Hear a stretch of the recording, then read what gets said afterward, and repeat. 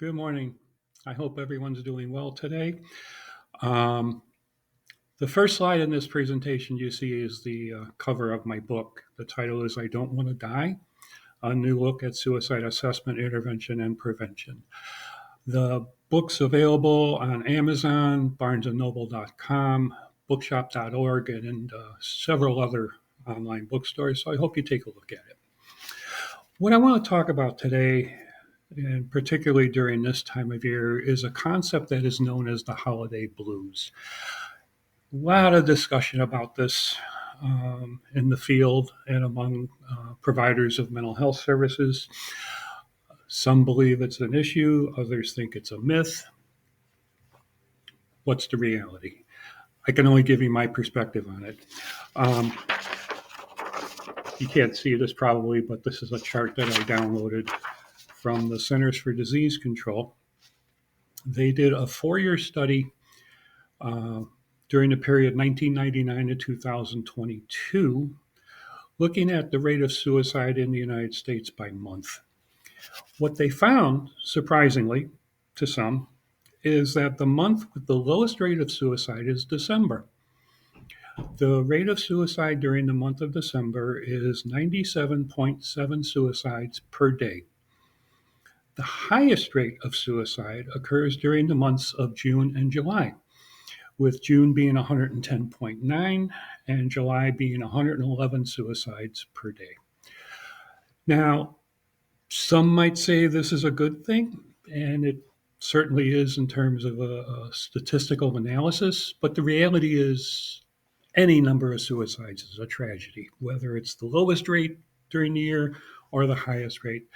Um, Suicide affects people in many different ways: family members, friends, coworkers, people who are survivors, people who are acquainted with someone who committed suicide. For all of these people, any suicide is a tragedy. So let's just make that very clear from the get go. Why are the rates so low in December? There's a couple of different schools of thought about that.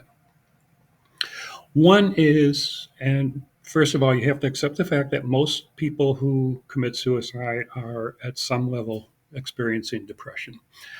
One school of thought is that during the winter months, which December, we're pretty much in the throes of it, um, people who are suffering from depression experience an even deeper level of depression.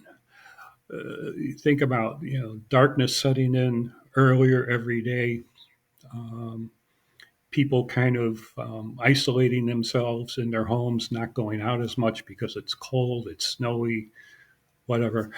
Um, People with depression experiencing stronger feelings of depression during the winter months, to the point where they become almost immobilized. And I've had clients, I've had people tell me who are in the throes of a deep depression that they can't even decide what to have for breakfast, much less carry out any suicidal feelings or suicidal ideation that they may be experiencing. So that's one school of thought as to why the rates go down. The other thought is that during the holidays, we all tend to feel better about being with friends, being with family, um, experiencing the good feelings that come along with this time of year. So that for a depressed individual, their depression may actually lighten during this time. They may actually start to feel better. They may actually start to feel a little more hopeful about their situation, and hence their suicidal ideation tends to diminish. So those are two schools of thought as to why this may be happening. And I just want to make you all aware of that as an issue. Um, be careful though.